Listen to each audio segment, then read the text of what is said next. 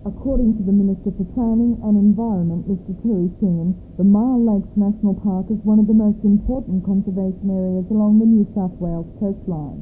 With its brackish lake system and sand dune barriers, it's of great scientific value. The park is also a draw card for tourists who enjoy boating with both motors and sails. In a recently released management plan for the area, the National Parks and Wildlife Service says its main objective is to conserve the scenery, the natural systems and Aboriginal resources in the area, and where it's possible and compatible, to provide the opportunity for recreational activities. The plan states that motorboats alarm the wildlife and pollute the lakes and watercourses with oil. For those reasons, it's negotiating with the governing authority, the Maritime Services Board, to have the motorboats banned. The area surrounded such as Bullerbur, Tea Garden, Hawk's Nest, Nelson's Bay, Shoal Bay, Salamander Bay and anywhere in the port, it would affect the tourist industry dramatically. I don't know, it's hard to estimate, but in Tea Gardens and Hawk's Nest alone, I would suggest that it would have a damming effect of 75% of the tourist industry in this area. Now, we're also talking about tonight's meeting will call on the National Parks and Wildlife Service to compromise. They have the power at the present moment to control the pollution in the waterways because of the waterways classification. All we ask for is that to be implemented. Holding tanks, no flow-through toilets.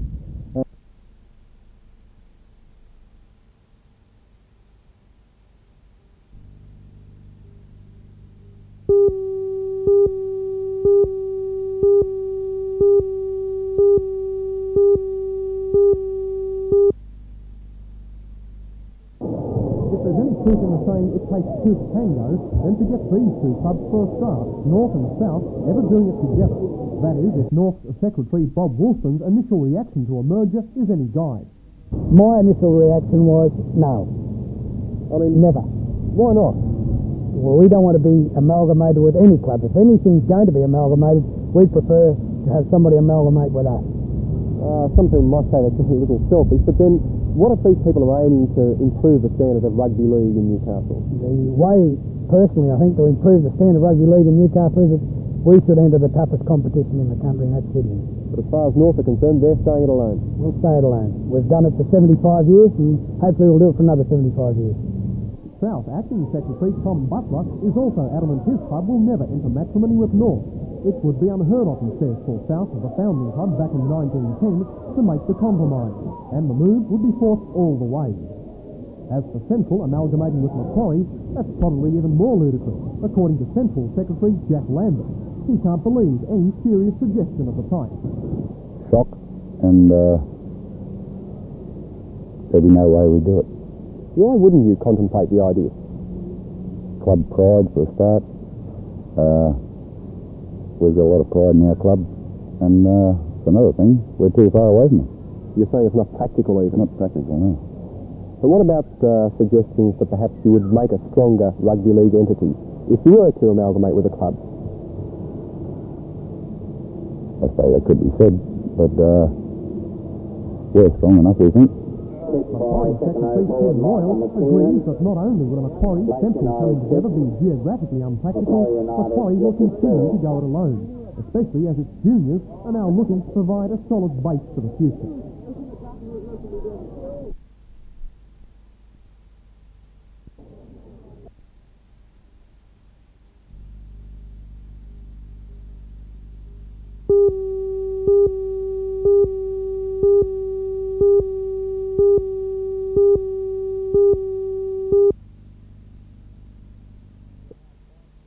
It's going to be a hard fight, but I've been to the Philippines for the last 6 months and I've learned a lot over there that I think will beat him this time. Now, of course, you were beaten in the Philippines by their number 3. Yeah. Now, you've got to beat Crib tomorrow night to make sure you can go back to the Philippines as a worthwhile proposition. Yeah, I've got to win tomorrow night to go back and be able to challenge him for his Philippine title. Does this worry you? Because it wasn't so long ago we were talking about Craig Peavy well on his way for a world title. Oh, well, that loss over Manila's set me back probably only 3 fights. But that's if you overcome Crib tomorrow night. Yeah. Craig, when you last fought Jimmy Bowen here on July 3rd, you were in devastating form then. Can we expect the same sort of form tomorrow night? I think I'm in better shape now than what I was for the Bowen fight. Trained a lot harder than what I did for the Bowen one. Jimmy Bowen really pushed you. Do you think tomorrow night Cribb's going to be a different story altogether? Well, I think the Cribb fight will be, it's going to be a lot harder because Cribb's a lot younger than what Bowen was.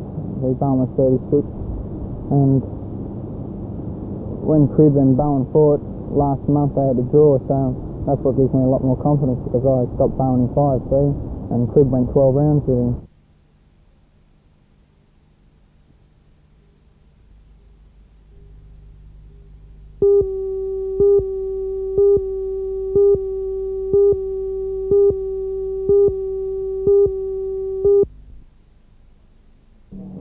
Dr. Winton believes that science can't divorce itself from ethics and moves must be made within the medical profession to ensure that the bond is retained. In some cases it's a question of finding, to use a word that's popular in political circles, a consensus. Because one can't discard science, one can't tell science that it must stop, it cannot go on investigating and developing. But my personal view, and I know a lot of people share it, is that the moral considerations, the ethical considerations, if you want to use that word as more appropriate in a professional scientific field, if one starts to push those aside, I think there's a danger of going downhill.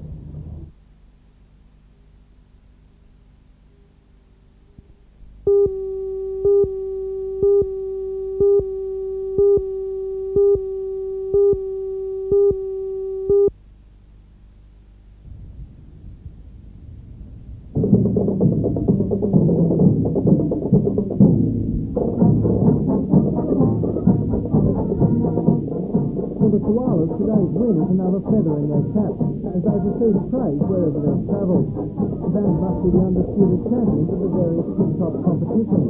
Less than 6 months ago, they won $15,000 cash in another competition.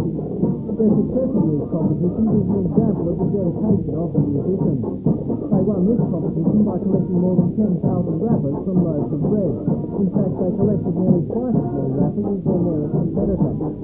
This time, the marching koalas were helped by owners of milk bars, corner shops, and even the Maitland jail, all of whom donated wrappers to the band. At the presentation at Garden City today, representatives from Tip Top praised the koalas for the way they've represented Newcastle and Australia. And if you're wondering what 180 school children, most of whom aren't old enough to drive cars, are going to do with their shiny new first prize, they're putting it towards the band's future. Spokesman for the koalas, Mr. Ken Lempsey.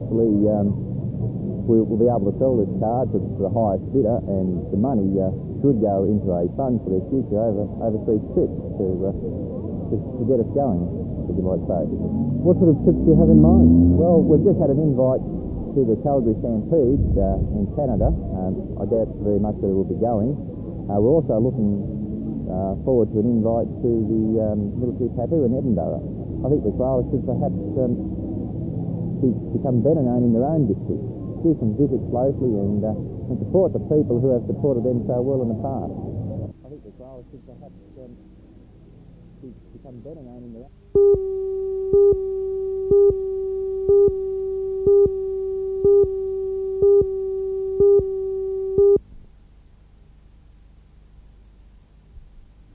Police have established that the bomb was planted on the 6th floor of the Grand Hotel. One theory is that the explosive had been hidden beneath the floorboards and wrapped in plastic to prevent detection by sniffer dogs in a search on the eve of the party conference. The commander of the anti-terrorist squad spent most of the afternoon at the scene of the bombing. He now believes 25 pounds of gelignite was planted beneath the floorboards of a 6th-floor bedroom. Damage from the blast and traces of the bomb itself may have revealed how the IRA bombers slipped through the security cordon. Commander Hucklesby believes the bomb had a sophisticated timing device and may have been planted several weeks ago. The hotel was searched by police sniffer dogs before the conference.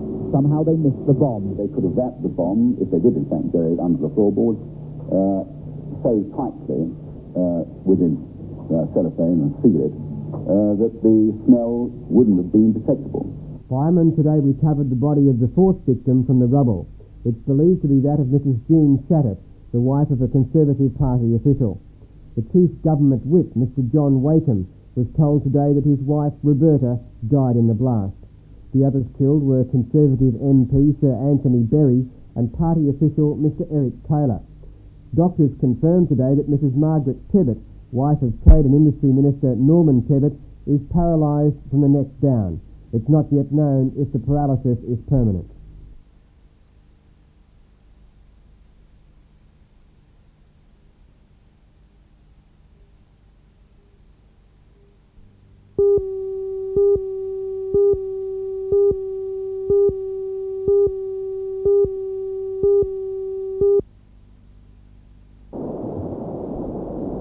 Torres won the award for her achievements in swimming and athletics, despite the disability of near total blindness and impaired hearing. At the 1982 Hong Kong Disabled Olympics, she won 4 gold medals, and in Holland in 1980, she won 2 silvers and a bronze medal. A Bachelor of Science student at Newcastle University, Caroline has now retired from competitive swimming to concentrate on her studies. Sport's got to go to the side for a while, and when I've finished studying, maybe I'll take up another sport. Do you miss swimming? Oh, from time to time I do, particularly the exercise. How do you feel about the award? Very proud when I found out about it.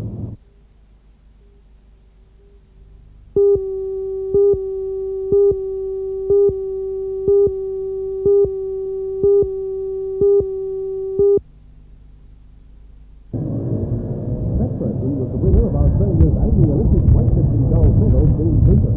No effort was spared as making Dean the centre of attention. They began with a parade down the main street to the central business district of town, where Singleton Developments, the largest evidence, has spent 4 years planning and building the 36 shops, parking area and undercover mall that is Singleton Town Square. Inside, hundreds of Cowmen joined dignitaries for the opening ceremony, where Child President Neil Mahara reminded everyone of the opening last weekend of the giant Gallery Street shopping mall at the other end of town. Councillor McNamara said the opening of Singleton Town Square so soon afterwards demonstrates just how the town is progressing. Dean Bruton was invited to the microphone eventually, where he nervously demonstrated two rather attached ones and listed those two figures. I officially would like to open this centre, the Singleton Town Square, and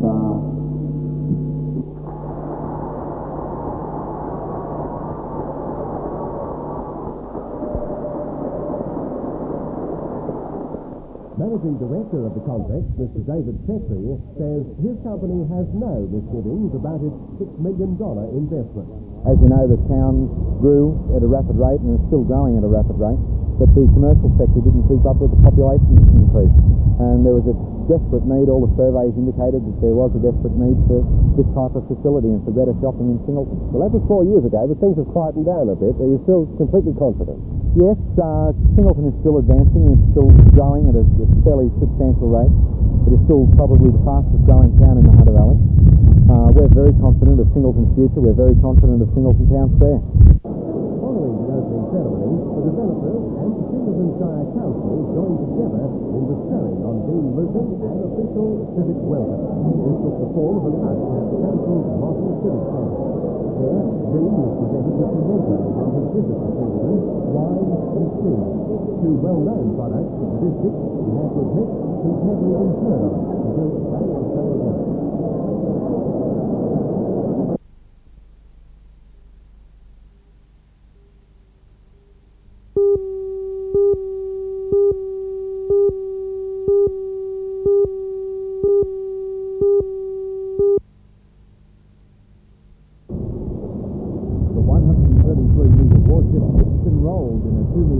Entered the port this morning. The ship with 25 officers and 334 crew is here till Monday to allow sailors recreational leave. USS Waddell has spent the last 6 months on duty in the Persian Gulf. This morning, a lone anti-nuclear demonstrator called for the port to get nuclear-free. Kim Salisbury of Havana says he's not a radical but a conservative citizen. I'm very concerned about something coming into the Hunter Valley like this, particularly it's supposed to be safety week. USS Waddell tied up until the 5-3 war. One Australian Navy official assisting stage, a rear section of the warship was locked over the edge of the wharf after close to the boundary too hard. Commander Ed Christensen would not confirm or tremendous deny benefit to both navies. It gives us a chance to learn what the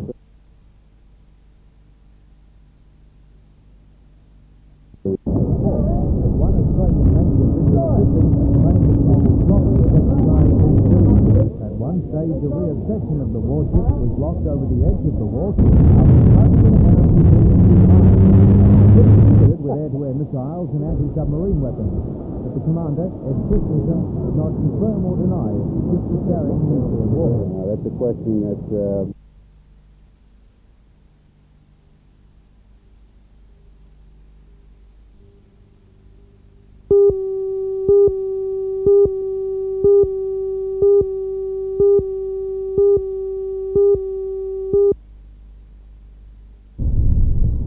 St Pius today laid claim to the title by defeating Woodbury's Francis Greenway High School in the final of the Hunter Region Schools knockout competition at the Shoemakers Oval.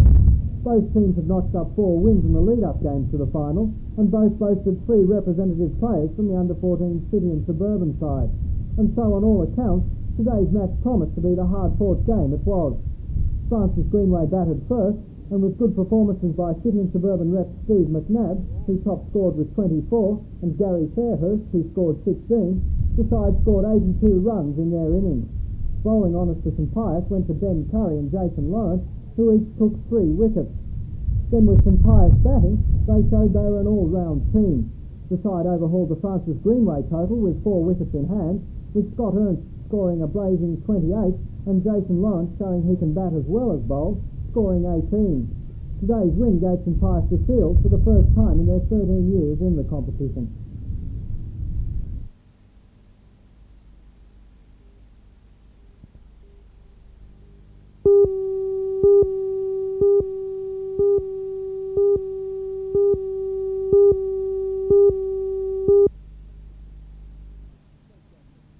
Yes, the state government is committed to the construction of a second low-level bridge. It will cost us approximately $11 million, and we are confident that that's the best answer for solving these problems in the Swansea area. We're quite sure that sometime in the future there won't be regrets that more money wasn't spent now to avoid some future problems. It would be folly for us to embark upon a program worth $36 million to build a high-level bridge. We would be wasting $25 million, which can be much better spent on meeting our commitment to the National Highway Strategy and improving conditions for all of the motorists.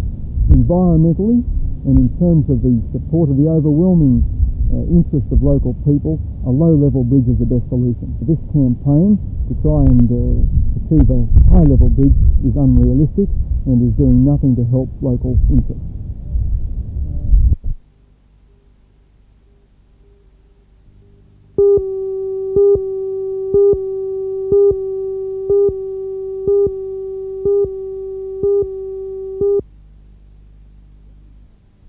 The $13,000 grand piano was purchased by the Conservatorium in Sydney and delivered yesterday by removalists.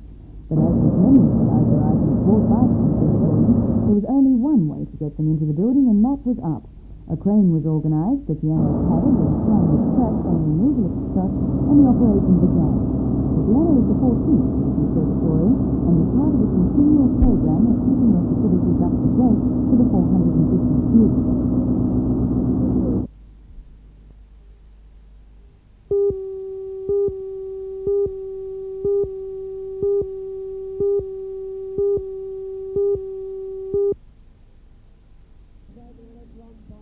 Former New South Wales sedan champion Graham Lilford is expected to be one of the top contenders in this weekend's opening round. Lilford could only manage 7th place in the Grand National Final at the previous meeting. However, his Pontiac was given problems, and Lilford is now confident the fault has been ironed out and he'll be right on the pace. Other drivers who are showing good early season form are Ron Pine, Ralph Ranger, John Pine and John Smith. has done. Events for sidecars and A-grade away Formula they go. 500 It's a are pretty included even on start tomorrow to night's an Alan programme, Hughes gated which was nicely. postponed from last Saturday due to bad weather. Seem to have nowhere And on to go. Sunday night, One the Division by 2 racing programme will see the street stock, hot rods and the stock cars doing battle in their characteristic post and spectacular style. From base.